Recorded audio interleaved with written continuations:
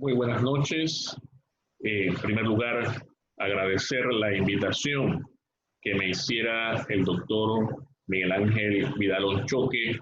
de la hermana República del Perú para compartir con ustedes en la noche de hoy sobre la temática relacionada al acceso a la justicia y el libre ejercicio de la profesión. Si bien es cierto, esta disertación estuvo planificada para el día de ayer, pues fue evidente que se dieron algunos problemas técnicos producto de la señal que entiendo impidieron que la transmisión en vivo fluyera de la manera correcta, razón por la cual me comprometí con el doctor Vidalón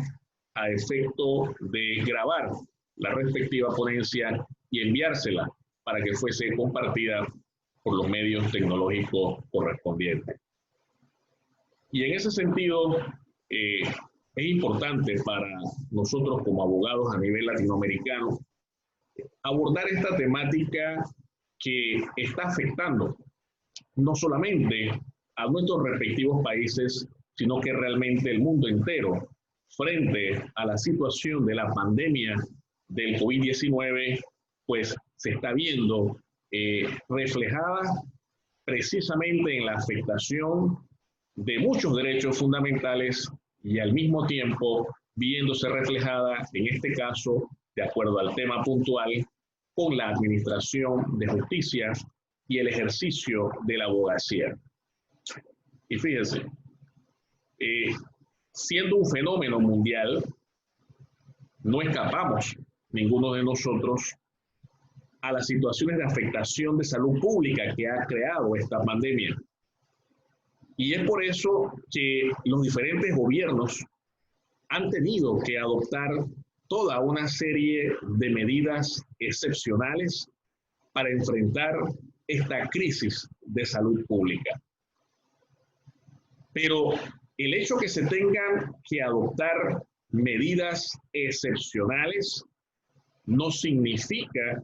que debe trastocarse el respeto en su mayor extensión posible de los derechos fundamentales y al mismo tiempo que esas actuaciones excepcionales, las decisiones que se den durante estos periodos de emergencia o de excepción, tengan que verse al margen de lo que debe ser un Estado de derecho en democracia. Al contrario,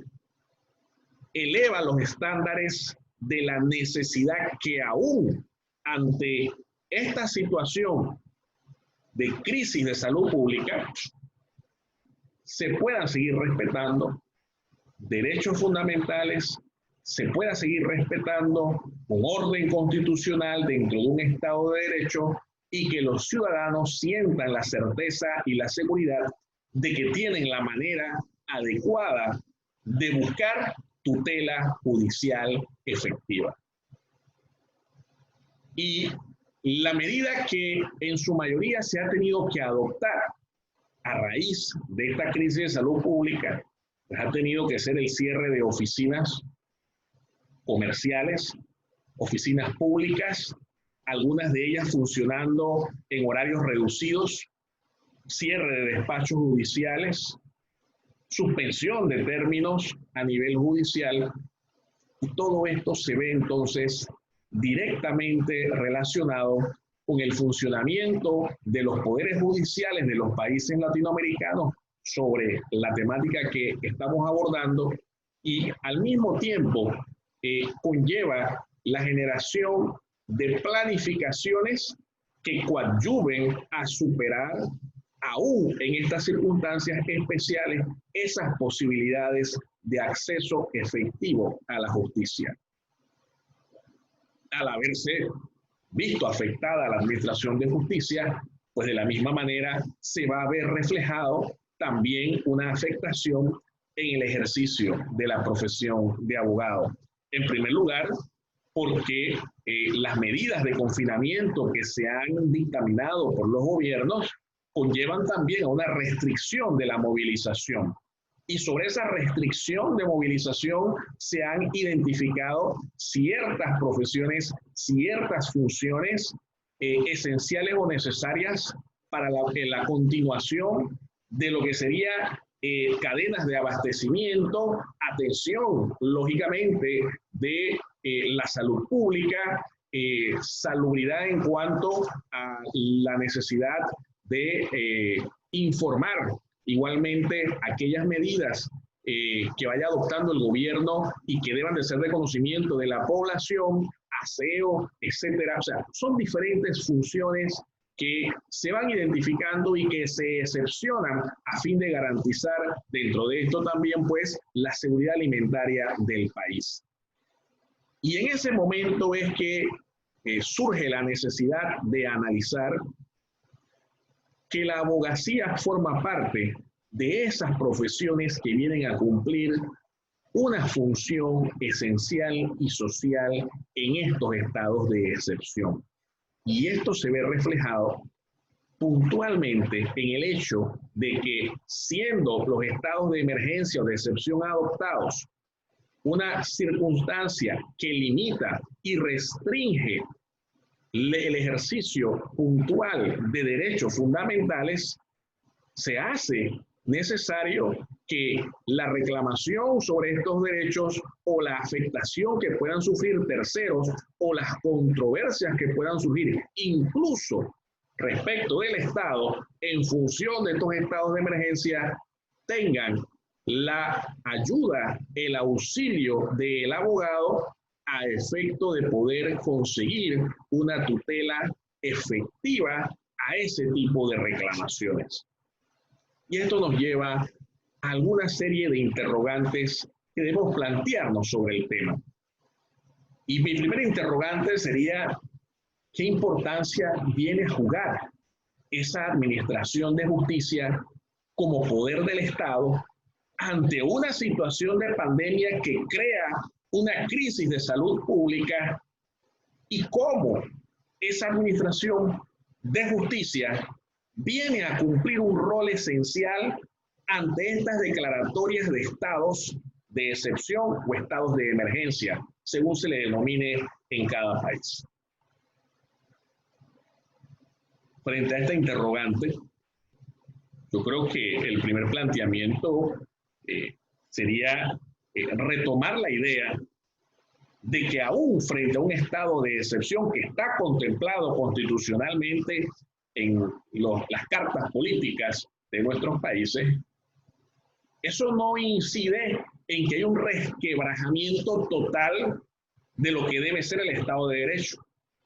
ni tampoco implica que de manera absoluta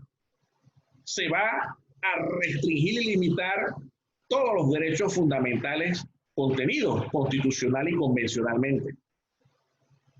Frente a esta situación, el rol que viene a jugar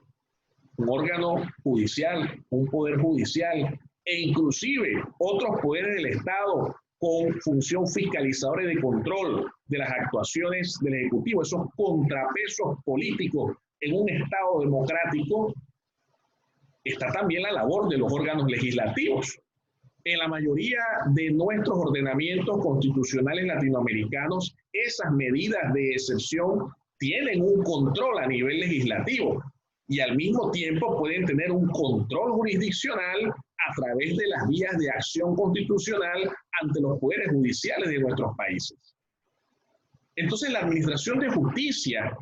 viene a cumplir un rol importante en función de esa tutela que debe garantizar aún frente a un estado de excepción. Es importante que no solamente se mantenga el acceso de la ciudadanía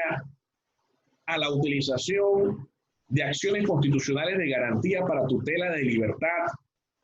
para tutela frente a actos arbitrarios del Estado en perjuicio individual de los particulares. También es necesario que el Poder Judicial mantenga la vía de acceso para aquellas reclamaciones dentro de la esfera de lo contencioso administrativo porque el Estado sigue funcionando, el gobierno sigue generando actividad administrativa que, de ser necesaria su reclamación, la ciudadanía debe tener los mecanismos de acceso para hacer ese tipo de reclamaciones y presentar las acciones legales que correspondan. Y en este punto me hago eco de declaraciones que dio la señora Michelle Bachelet en su condición de alta comisionada de las Naciones Unidas para los Derechos Humanos,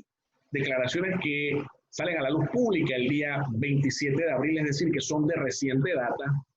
y que hacen referencia precisamente a recomendaciones de las Naciones Unidas para los Estados miembros de cómo enfrentar aún en las circunstancias de crisis la protección de derechos fundamentales y resguardar de la misma forma el Estado de Derecho. Y en parte de esas declaraciones, cito, dice lo siguiente: la crisis requiere de poderes excepcionales, pero no implica que se deba obviar la defensa del Estado de Derecho, porque podríamos pasar de enfrentarnos a una crisis de salud pública a un desastre de derechos humanos con efectos prolongados. Creo que esta frase logra condensar la preocupación que frente a esta circunstancia excepcional de salud pública debe verse de una manera reflejada en la actuación de los gobiernos, de tal forma que no tengamos un retroceso en materia de protección y tutela de esos derechos fundamentales. Y por eso es importante que los organismos de administración de justicia de nuestros países tomen medidas que enfrenten la crisis y que busquen ese equilibrio entre la protección de la salud, pero al mismo tiempo que se mantengan las instituciones de control jurisdiccional necesarias y esenciales para garantizar estar en un Estado de Derecho.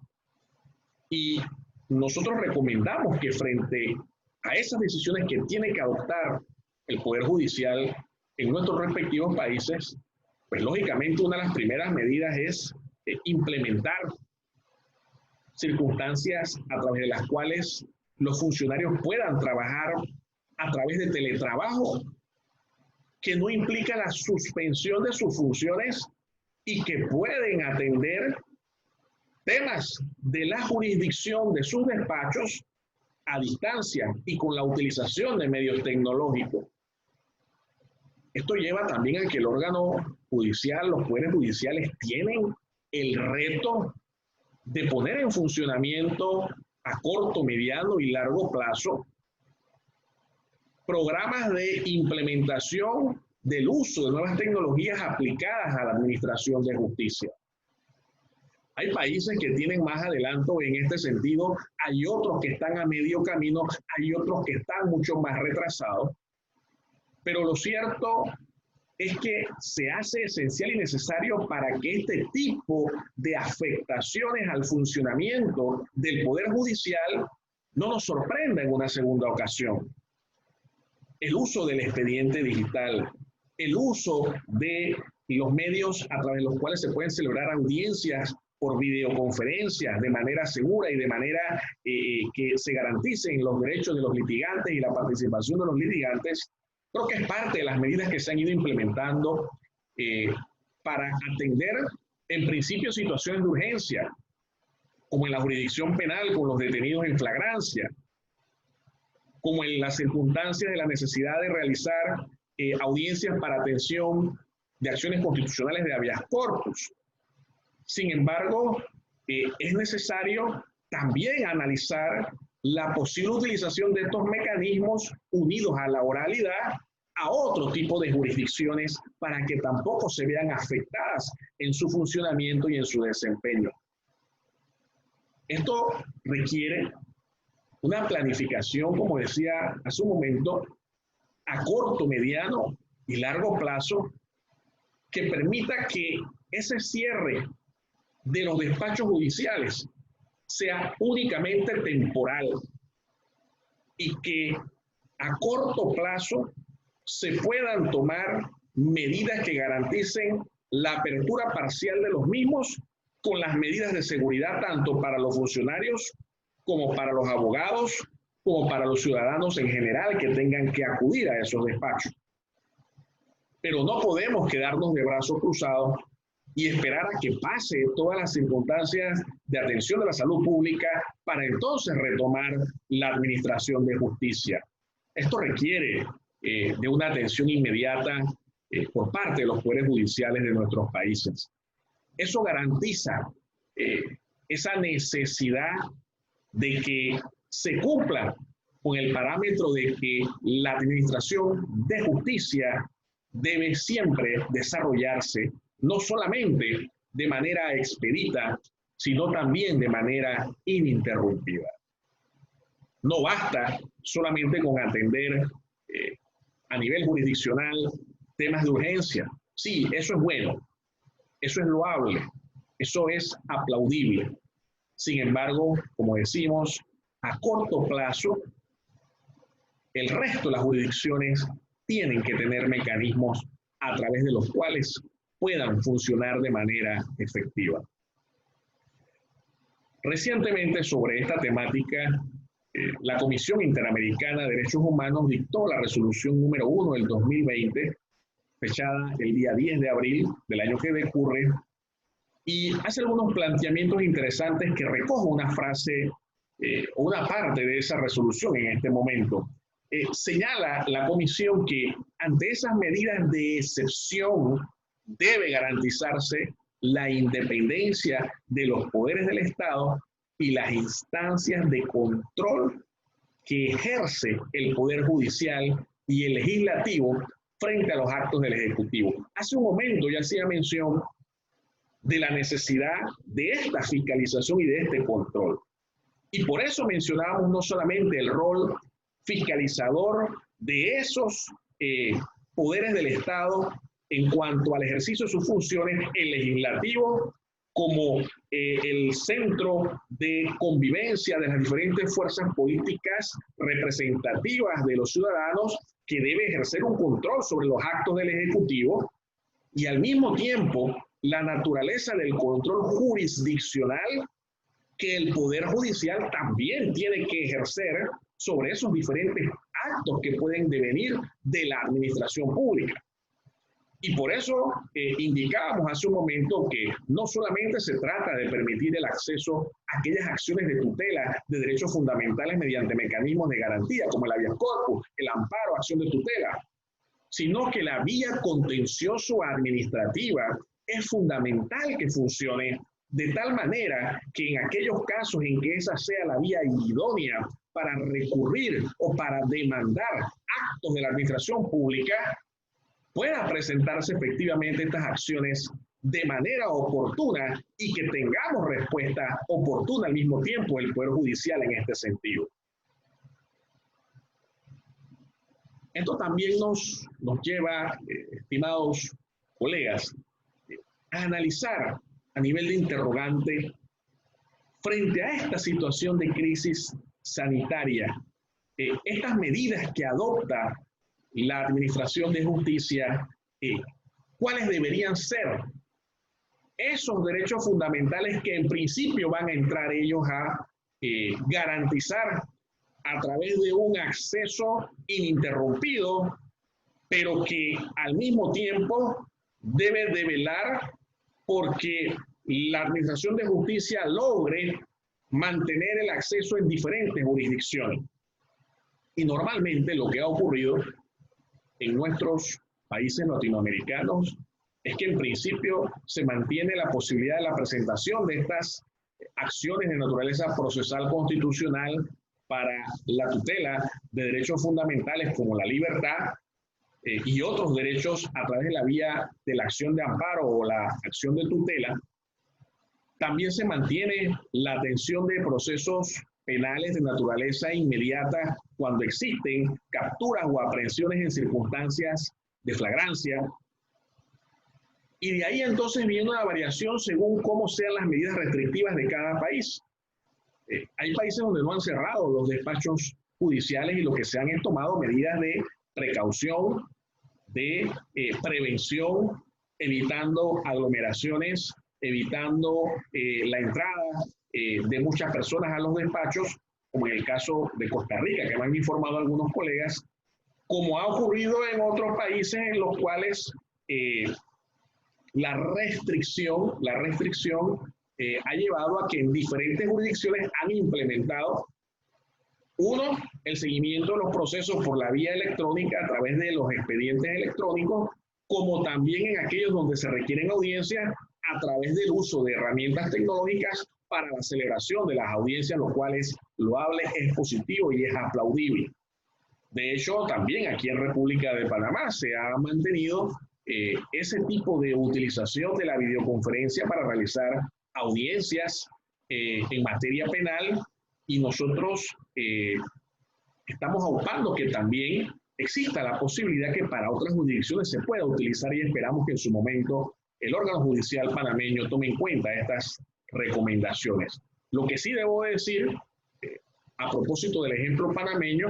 y de lo que mencionábamos sobre la apertura y vigencia del tribunal, o en este caso para Panamá, de la sala de la Corte Suprema de Justicia que atiende el tema de lo contencioso administrativo, pues es precisamente que en Panamá esa vía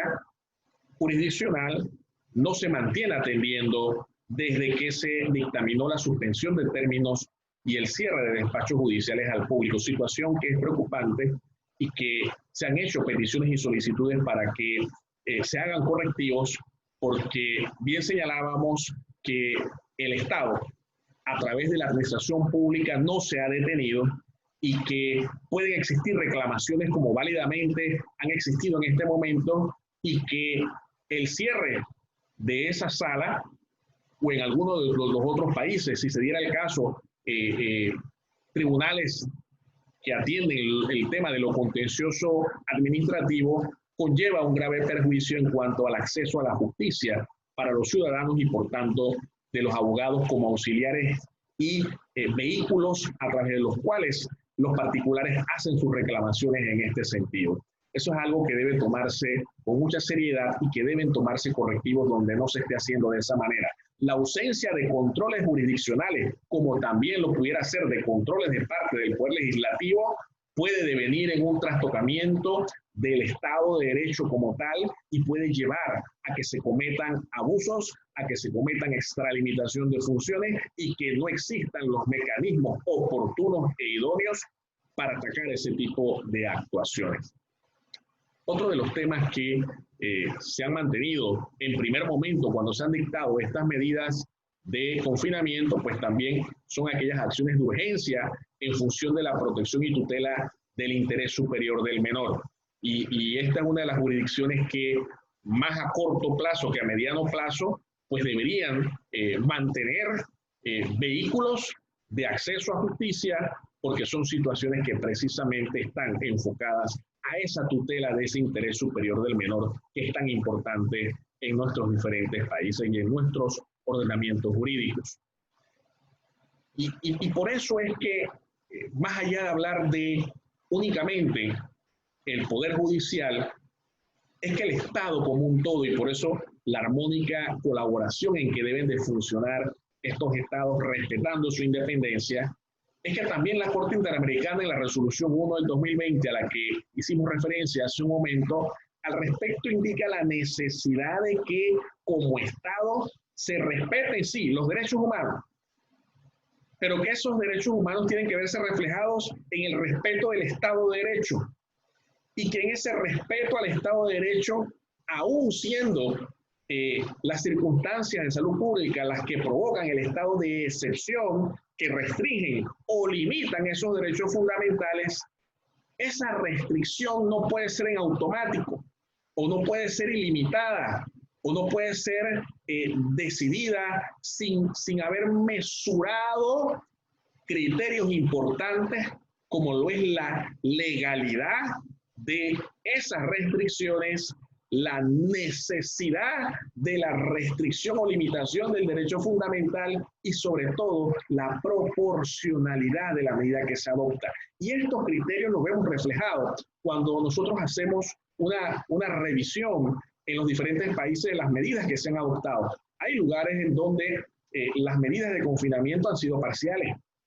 Hay países donde las medidas de confinamiento han sido mínimas en cuanto a esa restricción de movilización. Hay otros países en donde progresivamente han tenido que ir ampliando los radios de limitación de movilización y de confinamiento. Entonces, es que lo que se necesita es que, además de someterse a la estricta legalidad al tomar las decisiones, además de someterse a los parámetros constitucionales que regulan estos estados de excepción, es necesario hacer una ponderación de la temporalidad de estas medidas restrictivas, porque tienen un carácter temporal. Y en función de esa temporalidad, hay que determinar, dependiendo del avance y la efectividad de las medidas de atención de la crisis de salud pública, cómo de manera segura y de manera progresiva se van restableciendo estos derechos fundamentales que de una u otra manera han sido restringidos y que en su mayoría están relacionados con la libre circulación, que se ve limitada con la libertad personal en función de que la violación a las medidas de confinamiento acarrean sanciones y acarrean en consecuencia también medidas de restricción de libertad, y que cuando va viéndose reflejado la efectividad de las medidas sanitarias, pues necesariamente obliga no solamente al gobierno en cuanto a la administración pública, sino a que un legislativo debe estar vigilante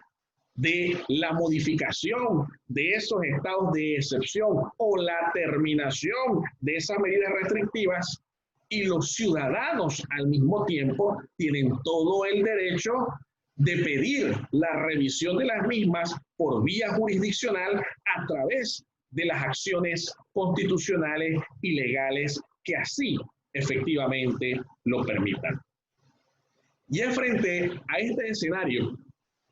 que la función del abogado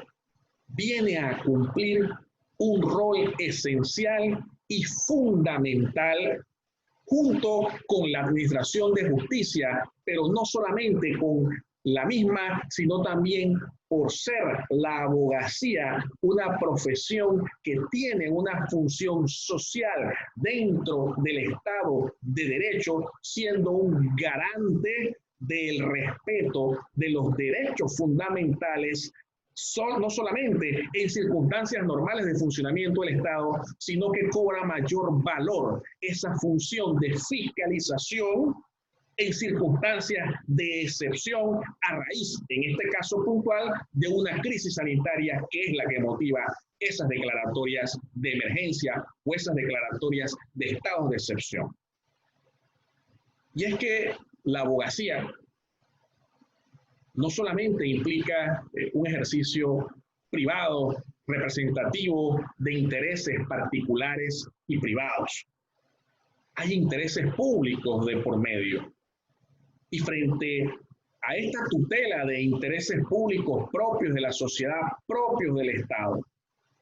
es importante conocer que la abogacía también tiene ese rol de representar esos intereses particulares cuando entran en conflicto con el gobierno, con la administración pública, con los diferentes poderes del Estado.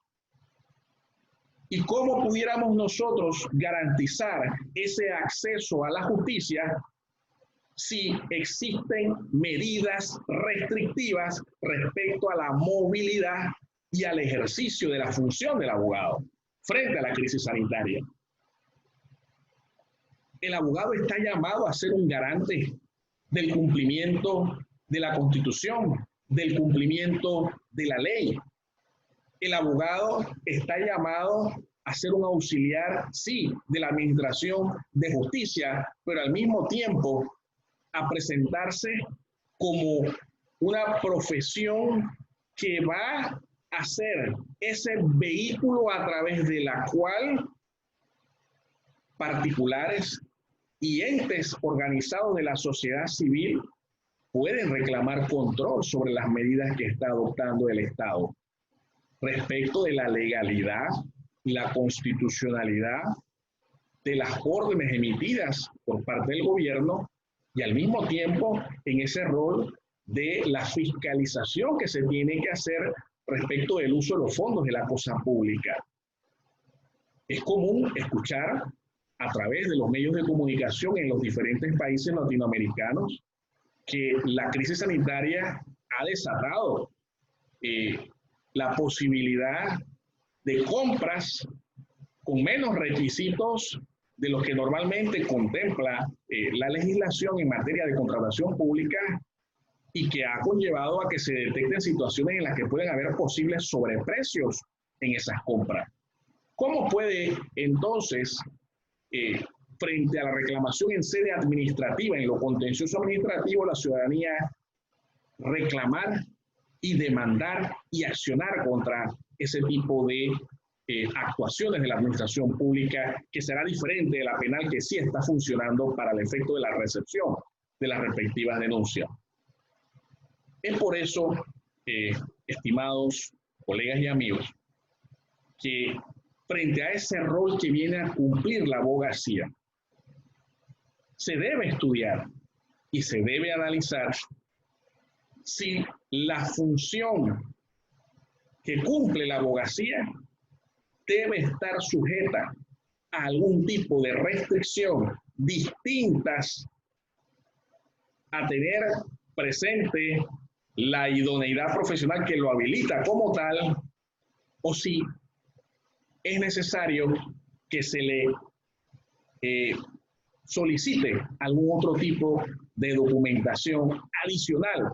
a esa idoneidad profesional que todos tenemos. Fíjense que hemos estado sosteniendo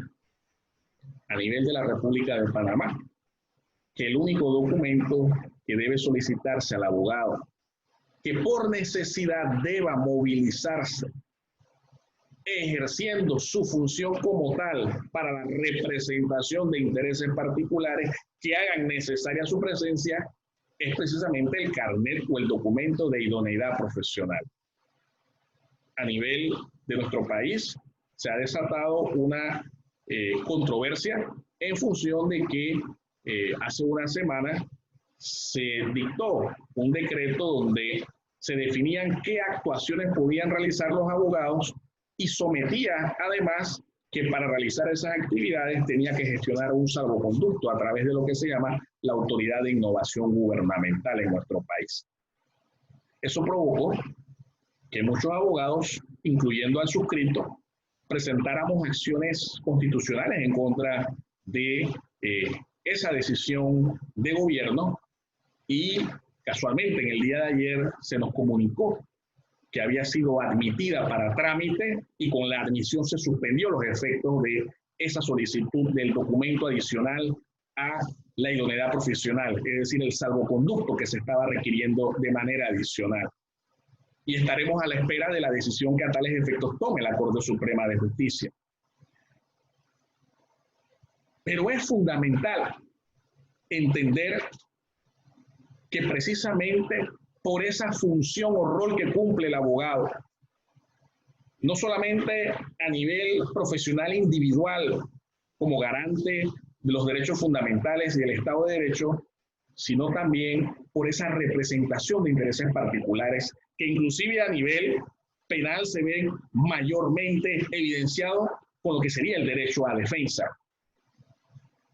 Y sobre algo de lo que hemos mencionado, la Corte Interamericana sigue diciendo en su resolución ya citada que ante las circunstancias que estamos viviendo por la crisis sanitaria del COVID-19, se deben asegurar mecanismos de rendición de cuentas y acceso a la justicia, que es lo que hemos venido nosotros reclamando y es lo que hemos venido abordando en esta conferencia. Deben mantenerse vigentes esos mecanismos de garantía y debe tenerse claridad de que los estados de emergencia o los estados de excepción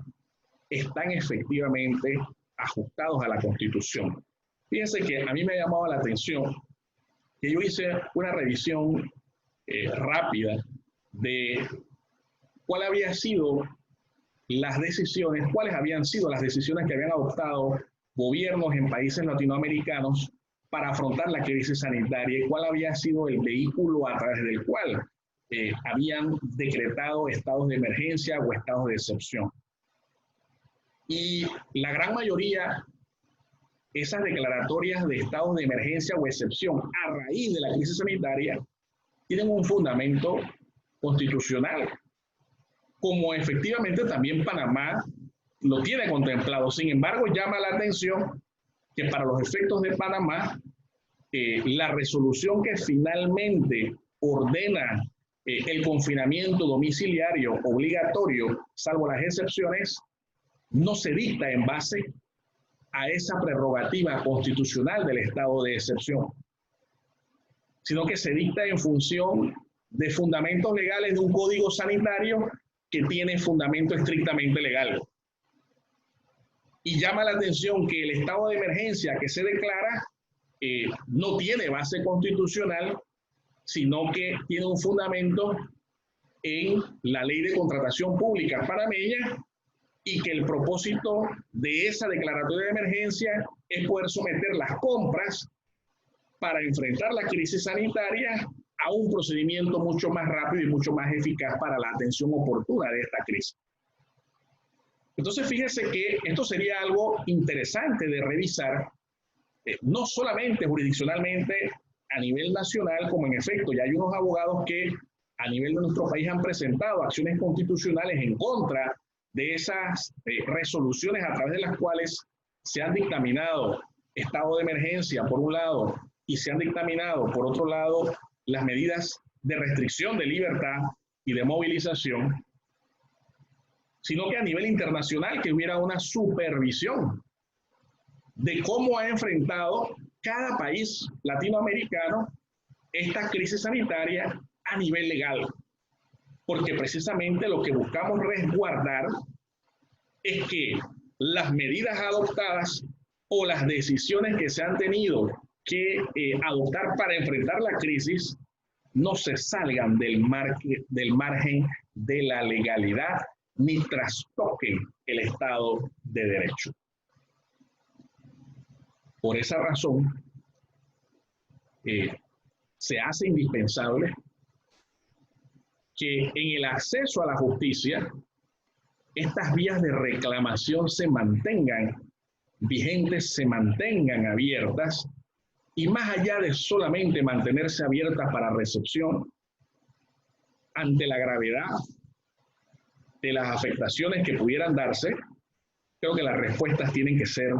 rápidas y tienen que ser oportunas para que tengan realmente eficacia en cuanto a dilucidar la controversia constitucional o legal que se ha podido presentar. Y es por ello que a la pregunta de si los abogados debemos ser o no debemos ser sometidos a medidas restrictivas durante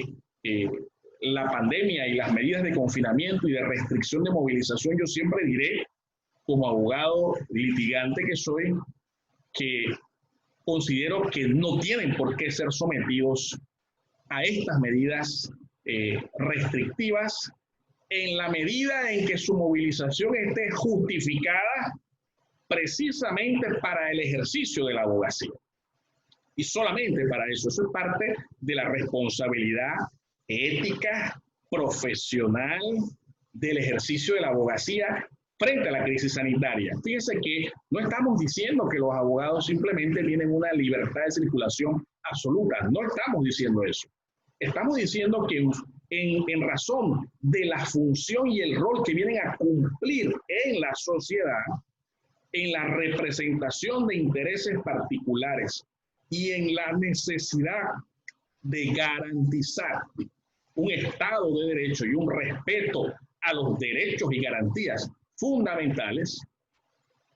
cuando esté ejerciendo su rol de abogado y así se requiera su presencia, su movilización únicamente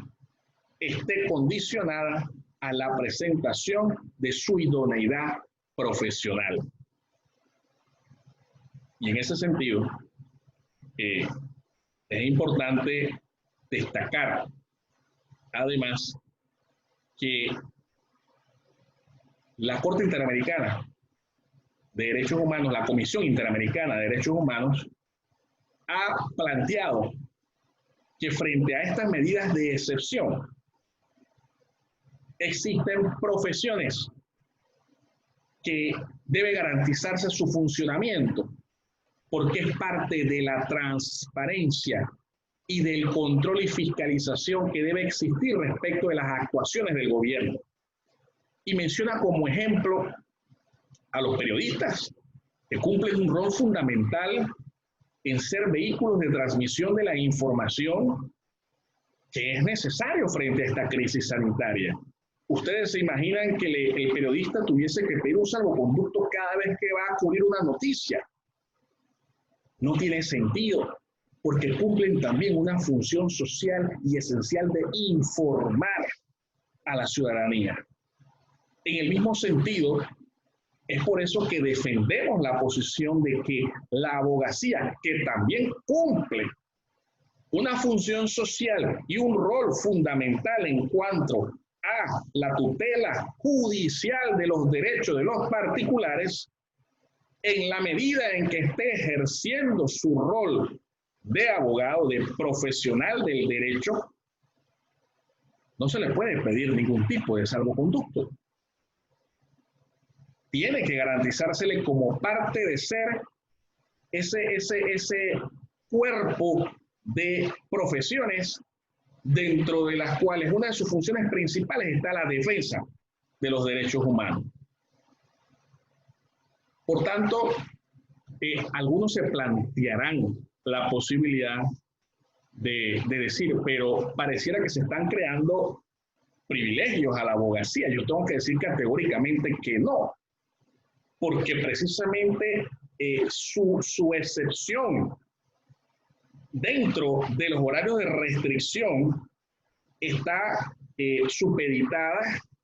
al cumplimiento de un rol esencial vinculado al derecho a defensa y a la tutela judicial efectiva que tenga que surtirse, sea a nivel administrativo, sea a nivel judicial. Pero al mismo tiempo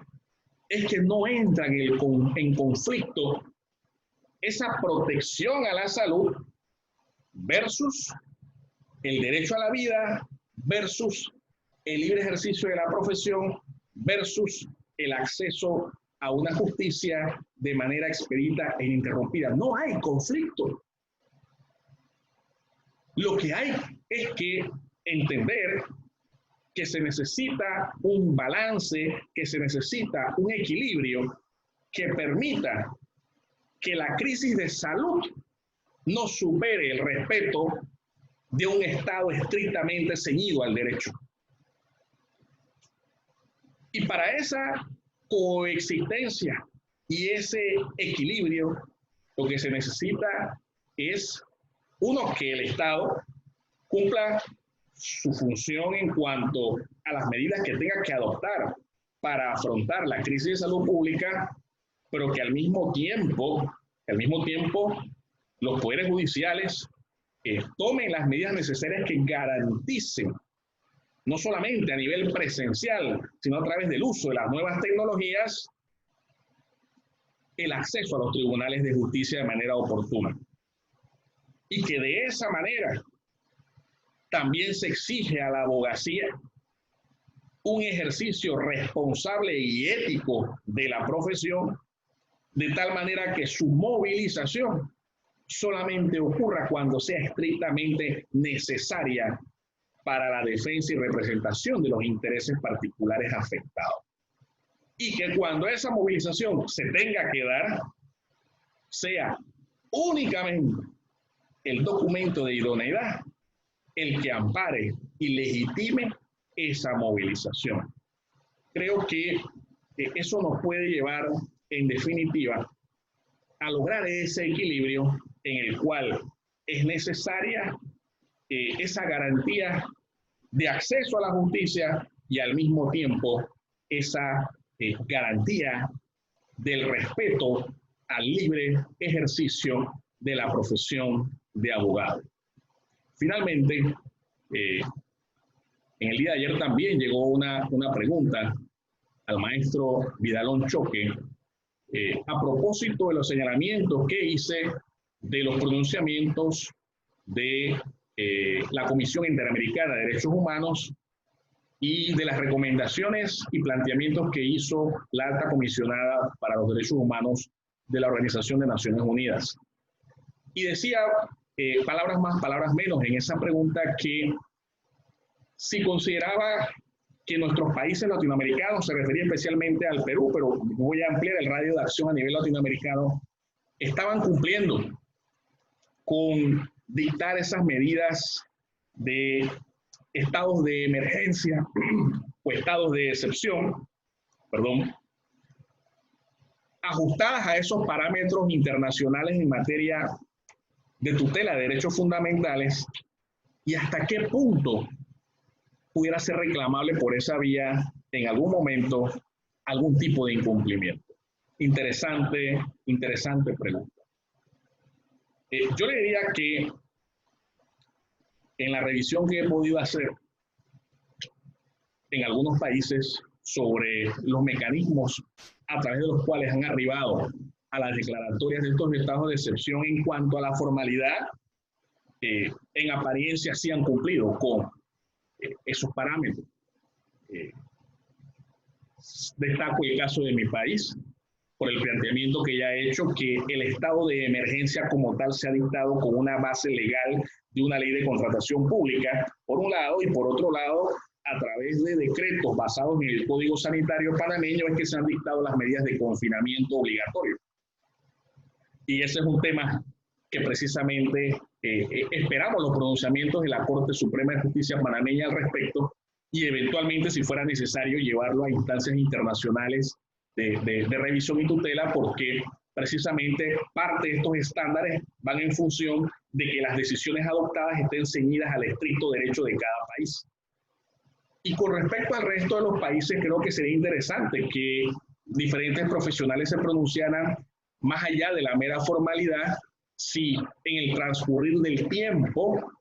estas condiciones o parámetros de necesidad, proporcionalidad, temporalidad, se ven reflejados en las medidas restrictivas de derechos fundamentales que se han adoptado, y si en el avance de la atención de la crisis, oportunamente los estados han ido restableciendo el respeto total de estos derechos fundamentales que en algún momento dado fueron afectados. En definitiva o en conclusión, tendría que decirle que me parece perfectamente oportuno, una vez agotados los mecanismos de impugnación o revisión en nuestros diferentes países ante los poderes judiciales respecto a esta temática, que pudiera acudirse a la vía internacional a través de denuncias que eventualmente pudieran llegar a la Corte Interamericana a efecto de revisar si efectivamente la actuación de la administración pública o el funcionamiento y la actuación de los poderes judiciales al enfrentar la crisis sanitaria han estado o no han estado ajustados a estándares mínimos de lo que sería un Estado democrático, de lo que sería un Estado de derecho, de lo que sería mantener un estándar efectivo de afectar mínimamente derechos fundamentales y de aplicarlos siempre bajo esos criterios de necesidad, proporcionalidad y temporalidad. Con esto, estimados amigos, colegas, estimado maestro Vidalón Choque, termino la conferencia y agradezco nuevamente su invitación, y estaremos siempre anuentes a participar con usted para atender temas de interés a nivel latinoamericano y poder compartir experiencias e ideas entre profesionales del derecho. Muchas gracias.